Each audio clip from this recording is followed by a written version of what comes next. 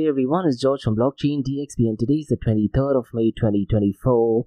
Now today guys will be a historic date because today we are going to find out if an Ethereum spot ETF is approved or not. Now based on the latest news guys, there is an extremely high chance of an Ethereum spot ETF to be approved. Now that is going to happen later on in the day, but what I'm going to be doing guys in today's episode is I'll go ahead and discuss if this is a political move, because what has happened guys is there is a bill that is being passed that is called as 21 Fit bill, and looks like the Democrats, they have taken a completely U-turn. Now look guys, historically I've always said this, left-leaning administration and the Democrats, they're definitely not in favor of Bitcoin and cryptocurrency, isn't it? But in a stark move, looks like the Democrats are taking a U-turn, and is that the reason why an Ethereum ETF is going to be approved? Most likely yes. So what I'm going to be doing guys in today's episode is, I'll go ahead and touch base on three things guys. The first one is the 19B4 filing, which the US Securities and Exchange Commission requested yesterday. Then, I'll go ahead and very briefly touch base on S1 filings. And finally, guys, I'll go ahead and talk about the crypto bill called as Fed 21. And the person responsible for that is Representative Patrick McHenry. Now look, guys, he's a massive advocate of Bitcoin and cryptocurrency, and he's a Republican. Now, what has happened in a surprising move, a lot of the Democrats have also voted in favor of this. And the voting, I believe, is at 60 and 38. So I'll go ahead and explain what this move is all about. Now that thing being said guys, it is really important to know that the White House and also SEC chair, that is Gary Gensler, they are opposing that particular bill. And at the outset guys, it's really important to understand that so far as the crypto bill Fed 21 is concerned, if you are in favor of approving this bill, that means you are in favor of Bitcoin and cryptocurrency. But let's say if you're opposing this bill, that means you're definitely not in favor of cryptocurrency. Now what is a bit surprising guys is a lot of the Democrats who are completely against this bill, they have gone ahead and decided to approve it, and the answer to that is pretty simple guys. US election is coming up, isn't it? And because of that, notorious politicians, they have gone ahead and changed their stance. Now it is definitely positive and good thing for the cryptocurrency world, particularly so far as Ethereum is concerned, because that just opens up the possibility of an Ethereum spot ETF. Now regarding this bill guys, it also sets the future of Securities and Exchange Commission. Can they go ahead and make the decision, or should it be CFTC? So I'll try to cover all of these things guys in today's episode. Now we do have another news to cover all the way from London Stock Exchange guys, and an Ethereum ETF, that is an exchange traded product, has been listed on London Stock Exchange, but it is not for average individuals, rather it is only for qualified investors. So we'll definitely go ahead and touch base on that. Now towards the end guys, we do have another news from the United Securities and Exchange Commission, and they have fined ICE, that is International Exchange, and 9 affiliates including the New York Stock Exchange, and they did that because they were failing to inform the Commission of cyber intrusion. So we'll definitely go ahead and explore this. So today's episode has a lot to do with US Securities and Exchange Commission, isn't it? And like we do in every Crypto and Coffee at 8 podcast, I'm going to be covering two news from Dubai, UAE and the Middle East. Now the first one guys is a surprising and a positive news, and that is to do with RTA, that is Dubai's Road and Traffic Authority. They have actually had a partnership with Smart Crowd, and they have signed a memorandum to attract investors in non-fungible digital assets. So in today's episode guys, I'll go ahead and discuss what this news is all about. Now at the outset guys, what this news does is it tackles non-fungible tokens in the real estate realm, and it's good to see that one arm of the government is getting involved in this, isn't it? Now regarding Smart Crowd guys, I did actually talk about this in my episode a few days ago, and they were one of the first companies to kind of implement tokenization in real estate. So in Dubai and UAE guys, let's say if you have 5,000 dirhams, you can go ahead and buy a part of the property, which is kind of tokenization, isn't it? But getting this into blockchain will be tokenization, and this is where real world asset kicks in, isn't it? So I'll definitely go ahead and touch base on this news. Now the second news guys, in my opinion, might be the most important news in the world of artificial intelligence, and it's great to see that Dubai is actually taking the lead. So essentially guys, the news is that Dubai is planning to have the world's biggest AI prompt engineering training project, and they want to go ahead and train 1 million people regarding AI prompt. So definitely positive news. In my opinion guys, I do think that is news such as this, that'll definitely set Dubai and probably UAE from other countries. Now so far as AI prompt is concerned guys, this is one of the most important thing that we as individuals need to understand when we talk about artificial intelligence, in my opinion. So I'll definitely go ahead and touch base on this news. So quite a lot of cover guys in today's episode. Let's kick start with it right away. Thank you to our sponsors for being part of the Blockchain DXB journey. Firstly, Advanced Media. Advanced Media guys is the largest distributor of professional video, photo, broadcast and cinematic equipment, and accessories in the Middle East and MENA region. With over 2 decades of experience, Advanced Media is now the largest distributor in the Middle East, representing more than 100 recognizable brands, including brands such as Zeiss, DJI, Hasselblad, Red, and Rode. As a matter of fact, guys, the very mic that I'm recording is being sponsored by Advanced Media as well, and Advanced Media has showrooms in Saudi Arabia and services as well. Looks like they're definitely taking the Middle East by storm. And here's the beautiful thing, guys, they're taking corporate social responsibility very seriously, and they're focusing on 3 P's, that is people, planet, and prosperity. Now listen, guys, if you do want to find out more information regarding the statement of corporate social responsibility, check out the website, that is www.amt.tv. And here's the beautiful thing, guys, they also want to be a leader and set an example and reputation as a pioneer and member of the community. And in doing so, guys, they also have an AMT scholarship with SAE Institute in Dubai, UAE. So definitely check it out. And also, guys, Advanced Media is committed to persistently developing, organizing, and hosting training workshops, seminars, and community events that educate, inform, and familiarize consumers with new equipment and the latest technological advances. So listen, guys, do one thing. If you do want to support this channel, go to the website, that is www.amt.tv, and follow the social media channels as well. All of the details are in the show notes below. Next, Startup OI is global one-tech platform for tech. It offers global high-paying tech jobs with flexibility in working time and location, global free tech events, and tech networks to connect with global like-minded engineers. A brilliant platform to listen to the tech experts in Metaverse and to grab their insights. Now listen, all you have to do is download the app Startup OI. If you're using an Android version, go to Google Store and App Store for iOS devices. Alternatively, you can also click on the show notes below to download Startup OI. Next, guys, listen, if you're into fitness, if you're into adventure, if you want to do something wild but still want to keep your health in check, there is a new podcast in town, a podcast focusing on obstacle course race in the Middle East. The podcast is called the Race Pace Podcast. So check out the Race Pace Podcast across all leading platforms. And the Race Pace Podcast is a peer-to-peer community-driven podcast where they talk all about obstacle course race in the Middle East, from Sandstorm to Spartan Race, from Tough Mudder to Desert Warrior Challenge, and also the Government Gov Games, and quite a lot more. The podcast has interviews with athletes locally and internationally to get inside scoop on how athletes prepare for obstacle course race. In the podcast, they also talk about interesting stories on why they are motivated to do obstacle course race.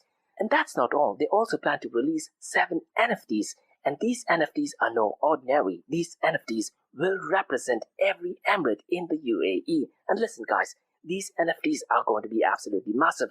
So do one thing. Go to Spotify, go to iTunes, go to any leading podcasting platform and search for Rise in the Obstacle Course Race podcast. And finally, guys, not your keys, not your crypto. If you have dabbled with cryptocurrencies and now are seriously getting to protect your cryptocurrencies, there is no better way to protect it by using a hardware wallet. And this is where Ledger Wallet kicks in. And Ledger Wallets are hardware cryptocurrency wallets made by Ledger, a company headquartered in Paris, France. And Ledger's hardware wallets are multi-currency wallets that are used to store private keys for cryptocurrencies offline. And Ledger offers 2 hardware wallets, the Ledger Nano and Ledger Nano X wallets. They are world-class experts with extensive crypto security backgrounds. They continuously look for vulnerabilities in Ledger products in a constant effort to improve the level of security. Now, in today's world, securing these digital assets is a critical challenge, and this is where Ledger kicks in. So click the link below to buy your hardware wallet and support this podcast. It is a brilliant way to support this podcast. So what are you waiting for? The link is in the show notes below. Now, guys, since you've taken care of that, let's kickstart by looking at the global cryptocurrency market. Now, at the moment, guys, if you look at the Fear and Greed Index, the number has actually changed from neutral, that is 60, to 68. And right now, the cryptocurrency market is at greed. Now, so far as the global cryptocurrency market is concerned, guys, it is at $2.58 trillion. Now, since the last 24 hours, though, guys, it has marginally gone down by 0.25%. And since the last 24 hours, guys, it has marginally pumped up by 0.24%. Now, if you look at the total cryptocurrency market volume, guys, it is still at $100.98 billion. And the numbers usually picks up pace, guys, whenever there's some macro level news, that is, let's say, an approval of Bitcoin ETF and now spot Ethereum ETF, isn't it? And because of that, guys, since the last 24 hours, the cryptocurrency market volume is up by 40.07%. Now, unfortunately, guys, the numbers in DeFi are pretty much the same. And what I've been noticing, guys, is no matter what happens in the global world or even in the cryptocurrency world, the numbers of DeFi is relatively consistent, isn't it? It is definitely sad and bizarre, to be honest. The total cryptocurrency market volume in DeFi is only at $6.90 billion, and DeFi, guys, as of today, is accounting for 6.87% of the total crypto market 24-hour volume. Now, so far as the total value locked is concerned, guys, it has crossed the $100 billion mark once again, and it is at $106.4 billion. Now, look, guys, as and when we get some news regarding SEC approving or even probably rejecting or declining an Ethereum spot ETF, the numbers of total value locked is definitely going to change. I definitely envision another $20 billion to be added onto the total value lock, because now, guys, there is a very high possibility of an Ethereum spot ETF to be approved. So definitely keep an announcement by US Security and Exchange Commission news regarding an Ethereum spot ETF. So do one thing, guys, follow Gary Gensler on Twitter, follow the US Security and Exchange Commission on Twitter, and I would also recommend you to follow two other guys. The first one is Eric Balkanis, and the second one is James Safat, because those are kind of the OG so far as ETF is concerned, isn't it? Now, so far as DeFi is concerned, guys, Lido is still dominating with $35.17 billion.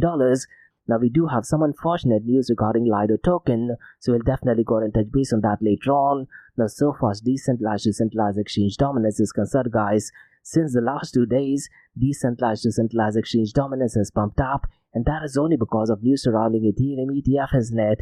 And today it is at 29.88%.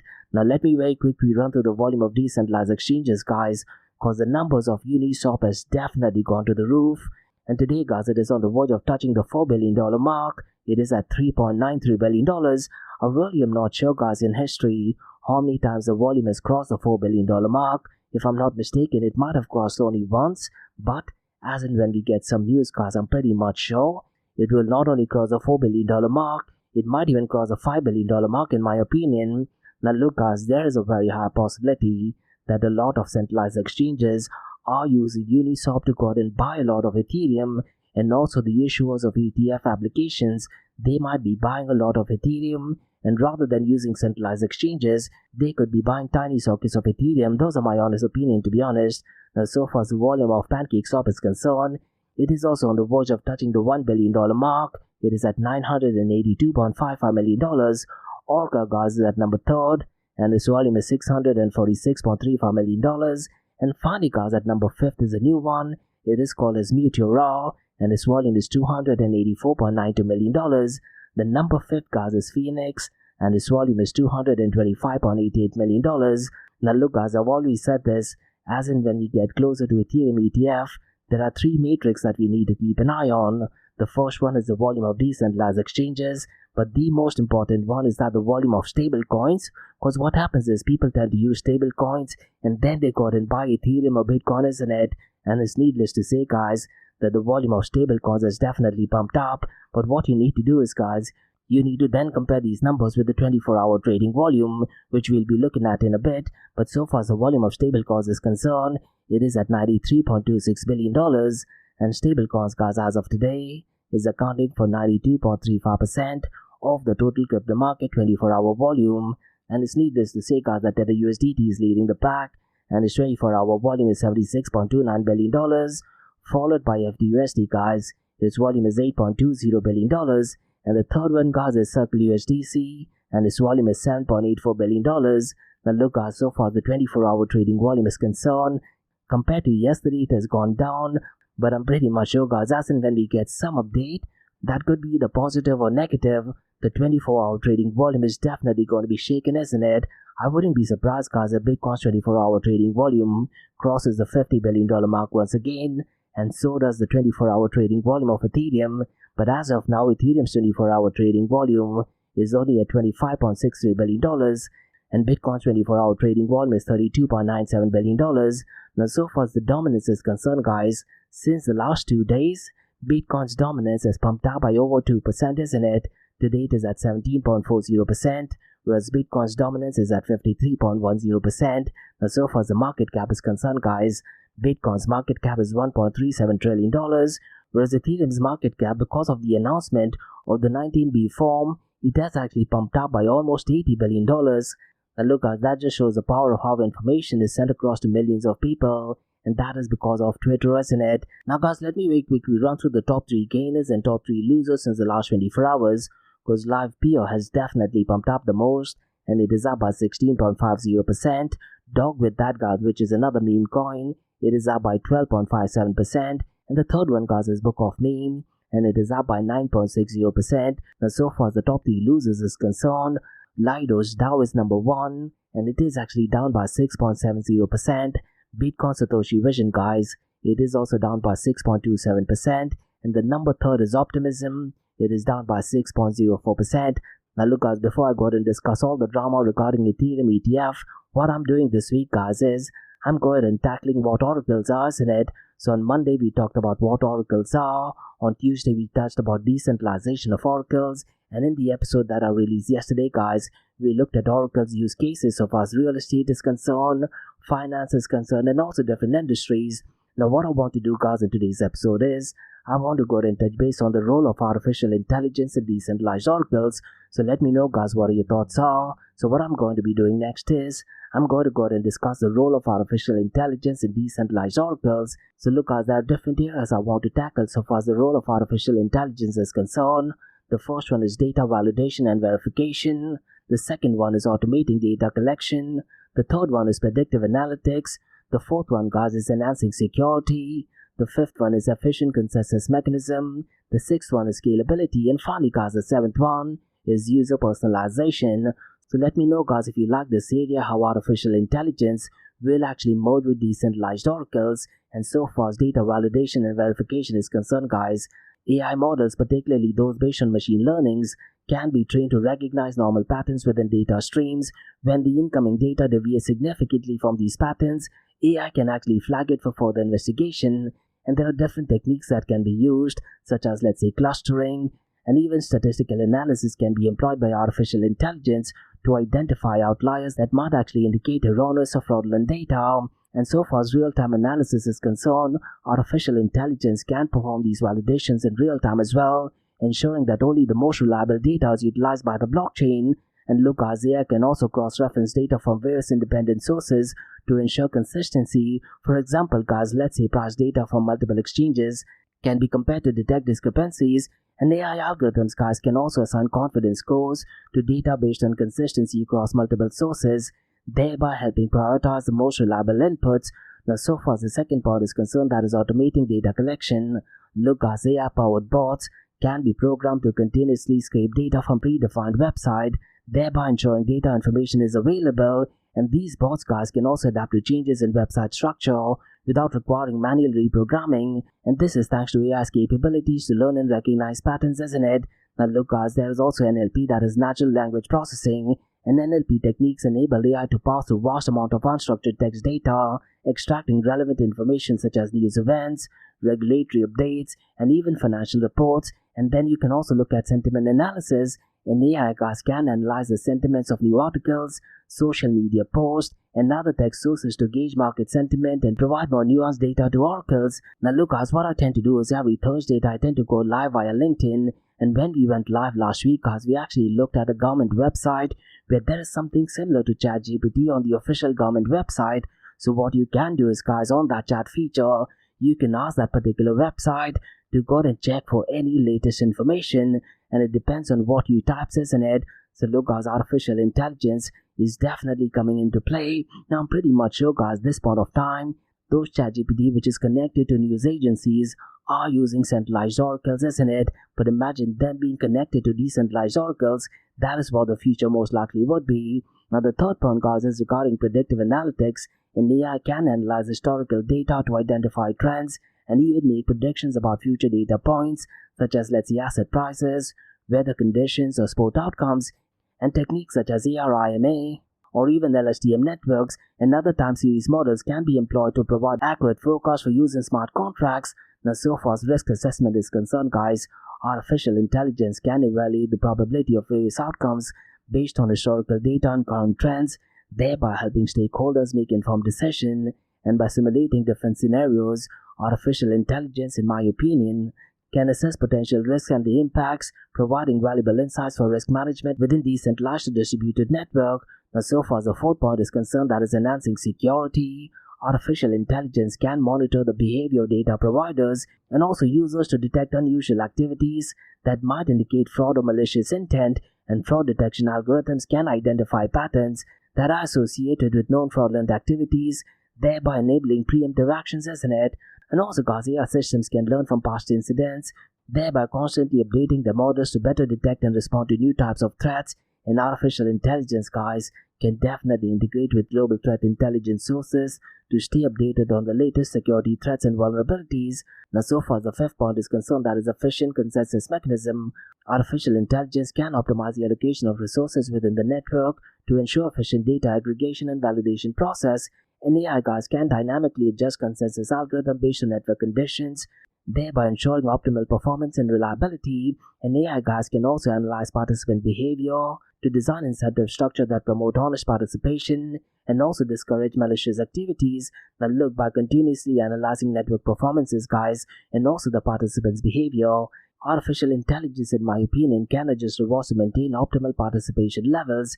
Now, so far scalability is concerned, guys, that is the sixth point. AI can distribute data collection and processing tasks across multiple nodes to balance the load and prevent bottlenecks. And AI, guys, can monitor network performance in real time, marking adjustments as needed, and they can do that to ensure smooth operation during peak loads.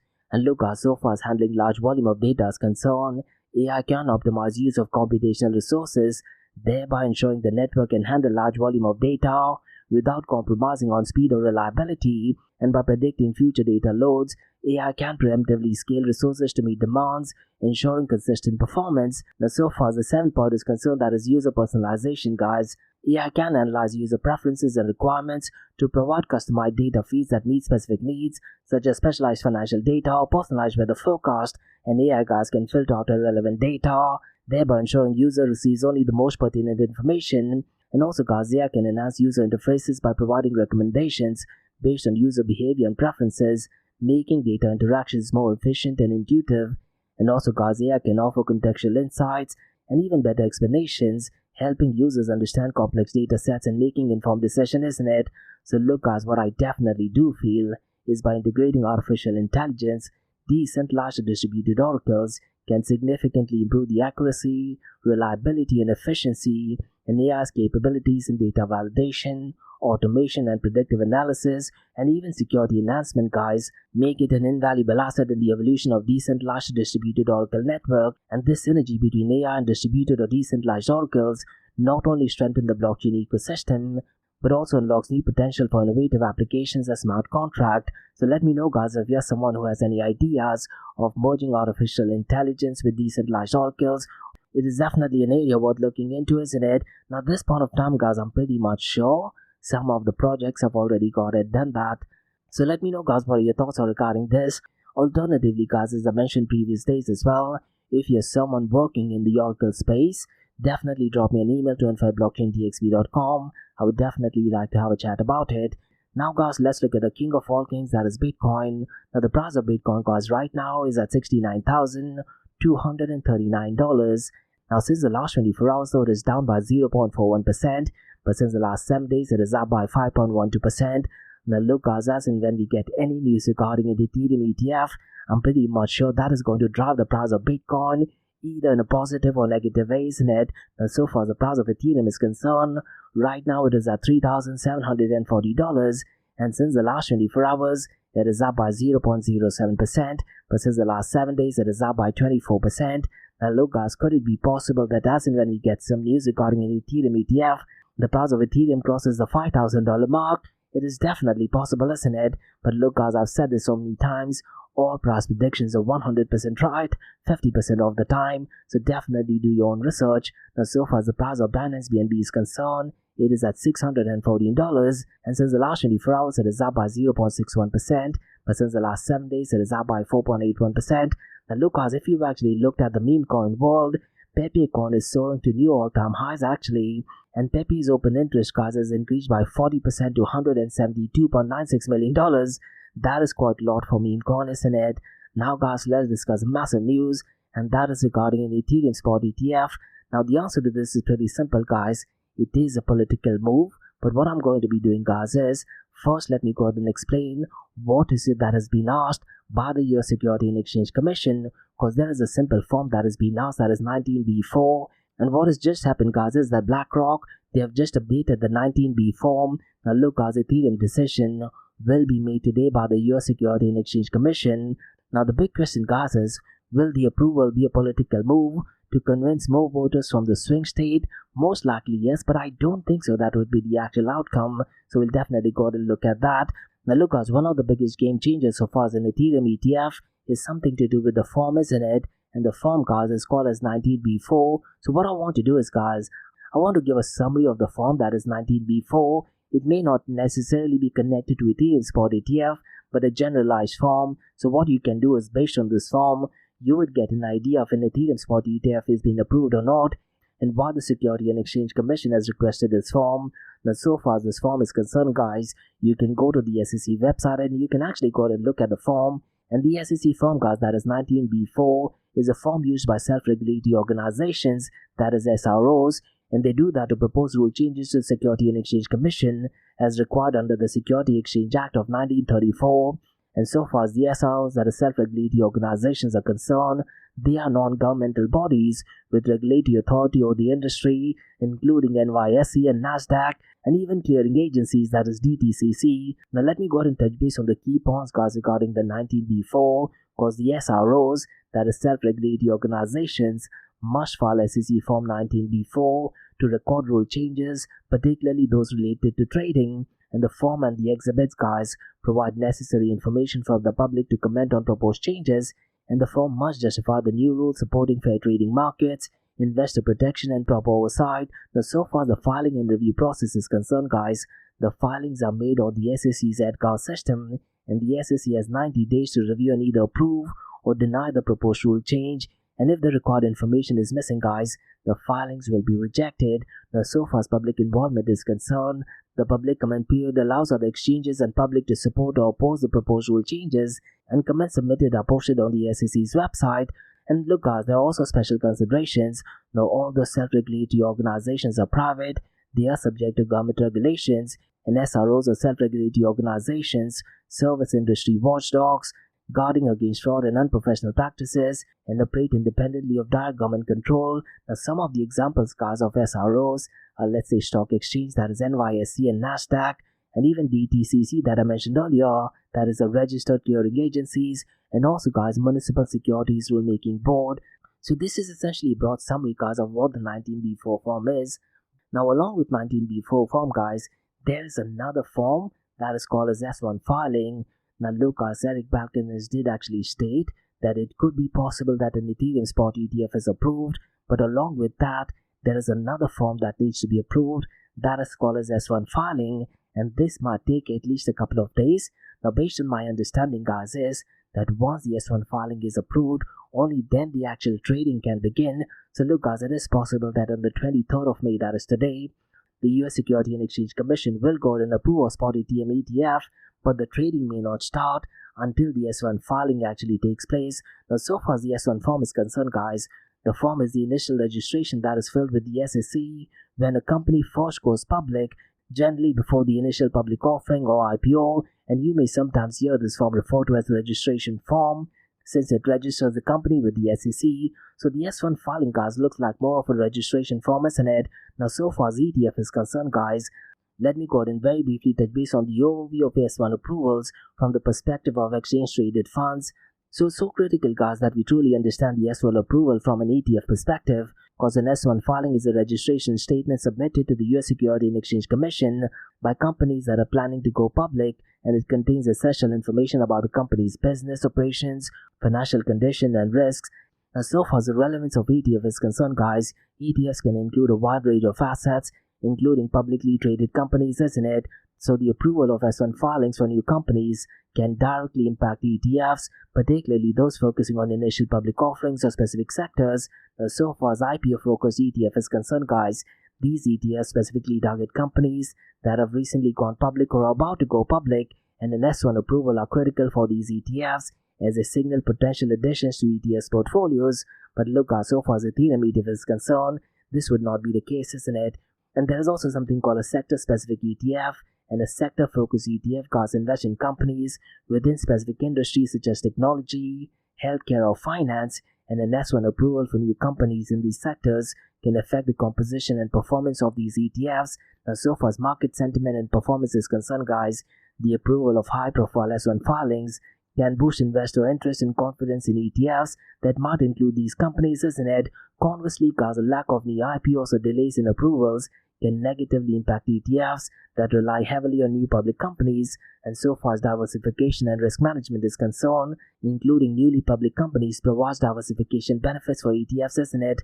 However, guys, it's also important to note that investing in new public companies can also introduce higher volatility and risk, which ETF managers must balance. Now, so far as regulatory impact is concerned, guys, any changes in SEC regulations or delays in S1 approvals can impact the pipeline of new companies available for ETFs, and ETF managers must be informed about regulatory changes to adjust their strategies accordingly. And S1 approvals, guys, often represent emerging companies with innovative products or services, and ETFs that include these companies can offer investor exposure to cutting-edge industries and growth opportunities. Now, so far as market timing and strategies is concerned, guys, this is kind of connected to Ethereum ETF, isn't it? Because timing is extremely crucial for ETFs looking to add new public companies, and ETF managers may adjust their buying strategies based on the approval and listing dates of S1 filings. Now, so far as the impact on ETF inflows is concerned, significant S1 approvals, guys, can drive inflows into ETFs that track IPOs or relevant sectors. Conversely, guys, a slowdown in IPO activity can lead to outflows from these ETFs. Now, look, guys, because there was so much drama going on in Grayscale after a spot Bitcoin ETF was approved, there was only outflows, isn't it? Now, some of the examples of ETFs affected by S1 approvals, guys, are Renesas IPO ETF and also First Trust Equity Opportunities ETF. These are some of the examples of ETFs that focus on newly public companies and are directly impacted by S1 approvals. And who's to say, guys, Ethereum ETF could be next as well. Now, so far as S1 filing is concerned, investors in ETF, guys, should monitor S1 filings and also the approval to understand potential changes in ETF holdings and understanding the pipelines of upcoming IPOs. So look, guys, this is just a very basic level of S1 filing. What I'd really recommend you to do is follow James Safard and Eric Balkanis. They give a much simpler explanation. But look, guys, so far as this news is concerned, it is important to note that issuers hoping to launch spot Ethereum ETF are making clear to the Securities and Exchange Commission that they would not be staking Ethereum held by these funds, and the proposed Ethereum ETFs, including those by Fidelity, Franklin Templeton, ARK Investment, Invesco, and VanEck, have clarified in the filings that they would not be staking the Ethereum held by these funds. So look, guys, it's really important to note that the staking will not be applicable by these issuers, and this clarification, guys, comes ahead of the SEC's deadline, that is today, to rule an Ethereum ETF proposal by VanEck. Now look, guys, S1 approvals play a significant role in shaping the landscape for ETFs. So look, guys, according to me, keeping an eye on S1 approvals help in making informed decisions and optimizing ETF strategies for growth and diversification. Now that thing being said, guys, the entire debacle regarding an Ethereum ETF is a political move, isn't it? Because right until a few days ago, the Democrats and the left-leaning administration, they were definitely not a fan of cryptocurrency and blockchain. But what happened, guys, is there is a bill called as FIT21 bill, and surprisingly, guys, a lot of the Democrats did actually vote in favor of that bill. Now, at the outset, guys, the bill actually means that if you're in favor of Bitcoin and cryptocurrencies, you would be voting for it. But let's say if you're against it, you would be opposing the bill. And guess what, guys? The White House and SEC Chair Gary Gensler, they have opposed the crypto-focused legislation. Now, what I'd really recommend you to do is, guys, Gary Gensler has put out a very long letter in the official website of United Securities and Exchange Commission, and that is titled Statement of Financial Innovation and Technology for the 21st Century Act. So what I'd really recommend you to do is, guys, read through the entire letter. Now, Gary Gensler, guys, has also cited a January Chainalysis report to support his claim that widespread non-compliance from, let's say, cryptocurrency firms has resulted in widespread fraud, bankruptcies, failures, and misconduct. However, guys, it's really important to note that Chainalysis has also reported that the revenue from illicit activities that were actually involving cryptocurrencies was actually down in 2023. and that is something which Gary Gensler has tried to ignore, isn't it? Now look guys, if you want to find out more information regarding this bill, what I'd really recommend you to do is Bankless, one of my favorite podcasters, guys. They have released a standalone episode with Representative Patrick McHenry, who's a Republican and a massive fan of Bitcoin and cryptocurrency. And in that episode, guys, they got and explain what is it that the crypto bill for 21 is all about and why the White House and Gary Gensler is against it. And look, guys, so far as the explanation is concerned, I definitely like most of it, but there was one area which I did not like, because when they talk about decentralization, guys, looks like the government officials will go and determine what is it that accounts for decentralization or distributed. Now look guys, the answer is pretty simple. You are either decentralized or distributed, or you're not. You can't go and put a number, but with this bill, that is crypto bill for 21, there is a possibility, guys, that they are going to go and decide on possibly a specific number on what decentralization is. I really am not sure. Only time will tell, I guess. So let's see, guys, how this bill turns out to be. But look, guys, from a political point of view, this is where the chaos starts. If the White House, that is Joe Biden, and Security and Exchange Commission go and oppose this bill, that means they are not in favor of cryptocurrencies. But let's see if they go and approve it. That means they are in favor of this bill. And as I mentioned earlier, guys, the voting for this bill was 60 in favor of this bill and 38 not in favor of this bill. Now, what is a bit surprising, guys, is a lot of the Democrats, because of the elections coming up, have gone ahead and changed their stance. And Senator Chuck Schumer, he was a massive detractor of cryptocurrencies. Surprisingly, he has gone ahead and voted for this bill. Now they are hoping that this approval will actually go ahead and get them more votes. I really am not sure if that would make any difference in my opinion. So let me know, guys, what are your thoughts regarding this. Now at the same time, guys, what I'd also recommend you to do is, guys, go ahead and read through Gary Gensler's opinion. You might agree to what he's saying, or you might disagree to what he's saying. So let me go ahead and do one thing, guys. Let me go ahead and give a summary of what Gary Gensler is saying, because he's concerned about the Financial Innovation and Technology for 21st Century Act. Now what he's saying, guys, is that FIT 21 would exclude blockchain recorded investment contracts from definition of securities, undermining established protection and risking investor safety, and the bill will allow issuers to self-certify as decentralized and thus avoid SEC oversight, a process impractical for SEC to effectively challenge due to resource constraints. And also, cause the bill replaces the Harvey test, which considers the economic realities of investment with a focus on record-keeping methods, leading to weaker investor protection. And guys, the bill also proposes weaker protection for crypto investment contracts still under SEC oversight compared to other investment. And also, guys, the bill states, by excluding crypto asset trading systems from the definition of an exchange, the bill removes essential investor protection present in registered exchanges, and the bill exempts entities under a broad decentralized finance category, regardless of potential conflict of interest. And the bill, guys, could effectively eliminate current offering restrictions for crypto securities, thereby increasing risk for non-accredited investors with sufficient disclosure. Now, these are points, guys, that Gary Gensler shared in a letter, and he also talks about the risk to broader capital markets. Now, according to him, guys, the self-certification process could encourage non-compliant entities to bypass robust regulatory scrutiny, potentially affecting the entire $100 trillion capital markets by allowing entities to choose the regulatory regimes based on labels rather than economic realities. So look, guys, in conclusion, what that letter actually states is that strong security regulation has historically fostered market trust in information, and the failures in the crypto industry stem from non-compliance with existing rules, not a lack of rules, and protecting investors should take a precedence over accommodating non-compliant business models in the crypto sector. Now look, guys, whether you like Gary Gensler or not, I definitely do like what he's saying, particularly in the world of Bitcoin. But regarding this point, guys, I really am not sure. But look, guys, the fact that the Joe Biden administration wants to do it for political purposes, that is definitely not right as well, isn't it? So let me know, guys, what are your thoughts are regarding this bill. Are you in favor for it, or are you against it? Now, guys, let's discuss some news all the way from London.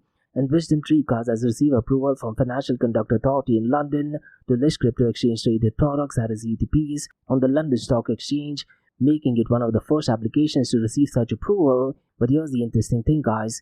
The physical Bitcoin and physical Ethereum ETPs will be available only to professional investors starting from the 28th of May with a fees of 35 basis points. Now, the Financial Conduct Authority, guys, has previously banned crypto derivative products but adjusted its stance for professional investors, and the listing follows the first approval by Financial Conduct Authority since it relaxed its stance on crypto ETPs, having banned them back in 2020. Now, if you do need more information, guys, a link to that is in the show notes below, and the article is published by CoinDesk. Now, guys, let's discuss the final news that revolves around Security and Exchange Commission. And the Security and Exchange Commission, guys, they have charged ICE, that is International Continental Exchange, and 9 affiliates, including the New York Stock Exchange, with failing to inform the Commission of a cyber intrusion. Now, the official information by the SEC is in the show notes below, and the SEC, guys, has fined Intercontinental Exchange for $10 million for not promptly reporting a cyber intrusion in April 2021, as required by regulation SII. And ICE, guys, delayed notifying its subsidiaries, including New York Stock Exchange, which led to a failure in meeting regulatory reporting obligations. And the Security and Exchange Commission, guys, has stressed the importance of timely cybersecurity reporting to protect markets, hasn't it? And ICE and its subsidiaries have agreed to a cease and desist order without admitting or denying the findings. So let me know, guys, what are your thoughts regarding this. Now, it's great to see that the Security and Exchange Commission is actually going after New York Stock Exchange, which is a left-leaning communist state now, isn't it? Now, these are some macro level news, guys, from the Crypto and Coffee 8 world. Now, let's look at 2 news from Dubai, UAE, and the Middle East. And both the news, guys, are absolutely massive one. Now, the first news, guys, has to do with Dubai's RTA, that is Roads and Transport Authority, and they have had a partnership with Smart Crowd Holdings, and they have signed a memorandum to attract investment in non-fungible digital assets. So let me go ahead and break down this news, guys. And the news, guys, is that the Road Transport Authority, or RTA, of Dubai has signed a memorandum of understanding with Smart Crowd Holdings Limited, and Smart Crowd Holdings Limited, guys, is a parent company of Smart Crowds Limited, which is licensed by Dubai's Financial Services Authority. And Smart Crowd Limited, guys, is the first digital platform specializing in investment and crowdfunding in Middle East and North Africa as well. And the agreement of this memorandum of understanding, guys, aims to understand a joint digital platform using blockchain technology, and the platform will attract investment in NFTs for public facilities and real estate. Now, it's good that one branch of the government is actually implementing NFTs, isn't it? And the planned projects, guys, include rest houses with retail stores and service centers offering continuous investment returns. And the memorandum of understanding was signed by Ahmed Hassan Borazan with RTA and Siddiq Farid from Smart Crowd. And this signing took place at RTA's main building. And Borazan, guys, plays Smart Crowd's role in advancing real estate investment with blockchain technology. And the memorandum of understanding aligns with RTA's commitment to adopting popular technologies, and the partnership, guys, follows Smart Crowd's 2022 pilot of a blockchain platform in Pakistan. And he also highlighted the memorandum of understanding as a step towards investing in digital and non-fungible assets. And the initiative, guys, aims to create new revenue opportunities and diversify income for RTA, and it offers investment opportunities to a wide segment of society without requiring large sums of money. And the initiative, guys, strengthens the RTA's partnership with private sectors and enhance Dubai's economic position, and it also supports RTA's strategic goal of financial stability and innovation in the digital economy.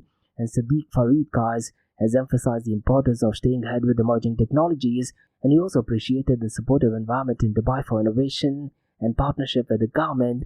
Now, look, guys, I very specifically remember roughly around in 2017 or 18, they did have this project where you can actually buy a property for as minimum as 5,000 dirhams, and you could be a part owner of a property.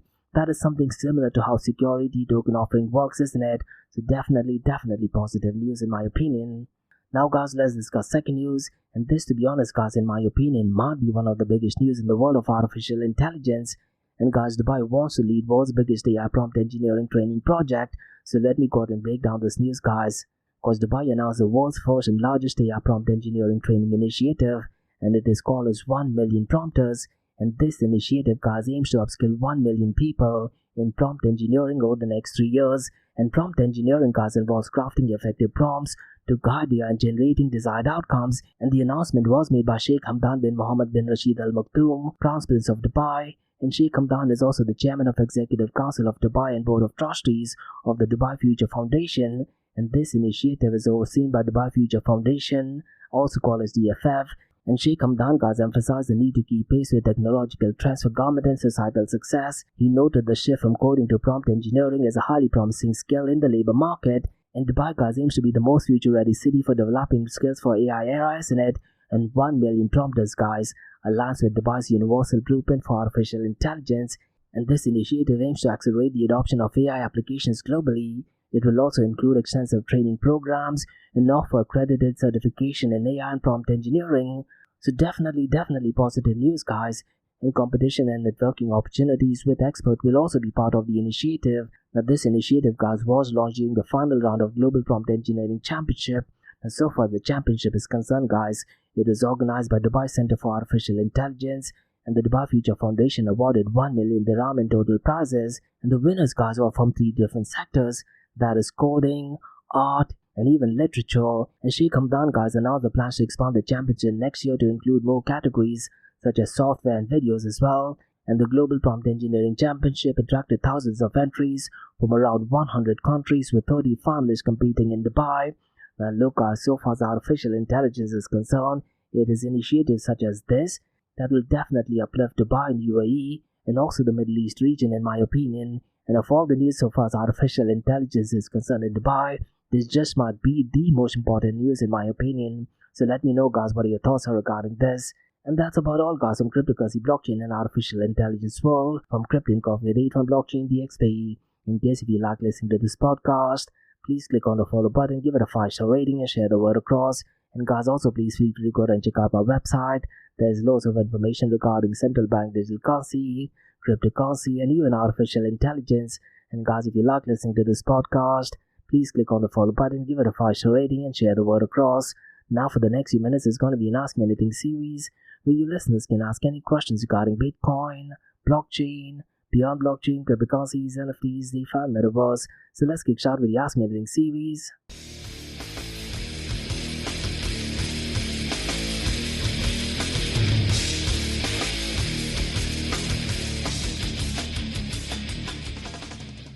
Hey everyone, it's Josh from Blockchain DXB listening to the Ask Me Anything series, where you listeners can ask any questions regarding Bitcoin, blockchain, beyond blockchain, cryptocurrencies, NFTs, DeFi, Metaverse.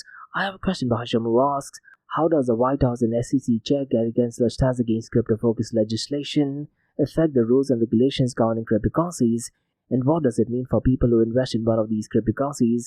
Definitely a really interesting and tricky question, to be honest.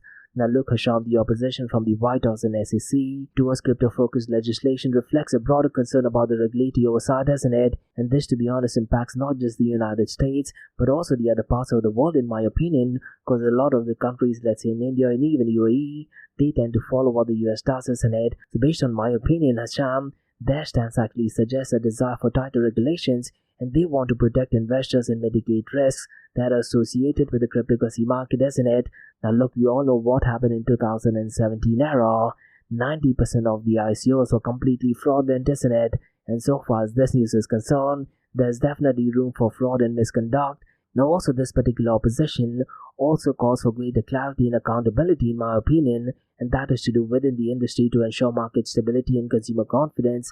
Now look, a lot of people definitely bash Gary Gensler, and me personally, I'm not a fan of his political side, but when it comes to Bitcoin and cryptocurrencies, most of the things, if you actually listen to what he's saying, does make a lot of sense. The only problem I have is regarding who gets the right to go and decide if a particular token is a security or not. Should it be the Security and Exchange Commission, or should it be the CFTC? That is something which the US government has to decide, I guess. But so far as the second part of your question is concerned, that is for people who invest in cryptocurrencies, this opposition could mean a charm that there will be increased scrutiny and potential changes to the regulatory environment governing crypto assets, and it could actually lead to clear guidance and regulations that is actually aimed at improving investor protection and market integrity. However, Sham, it could also result in stricter compliance requirements and potentially limiting the freedom and flexibility that is currently enjoyed by participants in the crypto space, isn't it? Now look, you need to understand why Bitcoin was created. Bitcoin was created so that government is completely erased, isn't it? And one of the visions of Satoshi Nakamoto is separation of money and the state. So look, I personally do feel that less regulations is actually better, but so far as this news is concerned, the opposition from key regulatory figures like Gary Gensler could actually signal a shift towards a more cautious and even a more measured approach to cryptocurrency regulations, and that could possibly strike the right balance between fostering innovation and maybe even safeguarding against potential risk. But it underscores the need for ongoing dialogues and collaboration between government agencies, industry and stakeholders, and also the broader cryptocurrency market, and they can go and develop regulatory frameworks that promote responsible innovation while addressing legitimate concerns about consumer protection and financial stability. Now, one reason why a lot of people do not like Gary Gensler is because he was the guy who actually supported FTX and Sam Bankman-Fried, isn't it? And even Joe Biden. But look what happened regarding Sam Bankman-Fried and FTX. It was kind of like one of the biggest cryptocurrency scams, and probably even in the finance world. And that is one of the reasons why people definitely do not want the SEC or even Gary Gensler to be doing anything in the cryptocurrency world. But look, Hasham, overall the stance of the White House and Security and Exchange Commission Chair Gary Gensler highlights the complex and evolving nature of cryptocurrency regulations, and also underscores the challenges and opportunities inherent in reconciliation innovation with regulatory oversight in the digital asset landscape, isn't it? And policymakers should actually go and navigate these issues. Now, it is extremely crucial, Asham, for them to engage with industry experts, stakeholders, and public to develop informed and effective regulatory approaches. Now, what a lot of people don't know is that Gary Gensler was a professor at MIT, and he was one of the OGs of Bitcoin. Now, look, Gary Gensler has definitely said only positive things regarding Bitcoin and even the underlying technology regarding blockchain. So, a lot of them are simply bashing Gary Gensler, stating he does not understand it. But what I'd really recommend you to do is, and even for our listeners, is go to YouTube and look at Gary Gensler's explanation regarding blockchain technology. He thoroughly understands what blockchain technology is. But so far as this news regarding Ethereum ETF is concerned, and even regarding this FIT21 bill, it is more of a political move, isn't it? And the only person who's in a fix right now is Joe Biden. Does he go out and support with the Democrats in approving the bill? That would go against what Democrats are standing for, isn't it? So it's going to be a tough decision for Democrats, in my opinion. But look, guys, knowing the notorious history of politicians, I wouldn't be surprised if this bill get approved. And so far as the cryptocurrency world is concerned, it is definitely positive. And earlier on, Hasham, I went in and explained what this bill is all about, isn't it? There are a couple of things that I do not like. One is to do with the definition of decentralization, and the second one also has to do with stable coins, because they definitely want to go ahead and put out laws regarding stable coins, which would mean you'll have to do your KYC and go ahead and also give out details about the other person whom you're sending funds to. So these are things you need to factor as well. But definitely a really interesting and tough question. And that's about all, guys, from the Ask Me Anything series on blockchain DXB. In case if you guys have any feedback or suggestion, mention them in the comments below. And guys, if you like listening to the episode, please click on the follow button, give it a 5-star rating, and share the word across. And guys, please feel free to go and check out my website, that is www.blockchaindxb.com. It is loaded with loads of information. And guys, remember, Monday to Thursdays we have Crypto and Coffee podcast, where we cover top news and information pertaining to the price of cryptocurrencies, some major breaking news, occasionally short and sweet news as well, news that has an impact in the cryptocurrency world. The other two news and information is related to Dubai, UAE, and the Middle East, and the cryptocurrency, blockchain, and even now artificial intelligence world. And what you're listening to right now is the Ask Me Anything series, where you listeners can ask any questions regarding Bitcoin, blockchain, beyond blockchain, cryptocurrencies, NFTs, DeFi, and Metaverse. So thanks so much for listening, guys, and have a nice one. Bye-bye.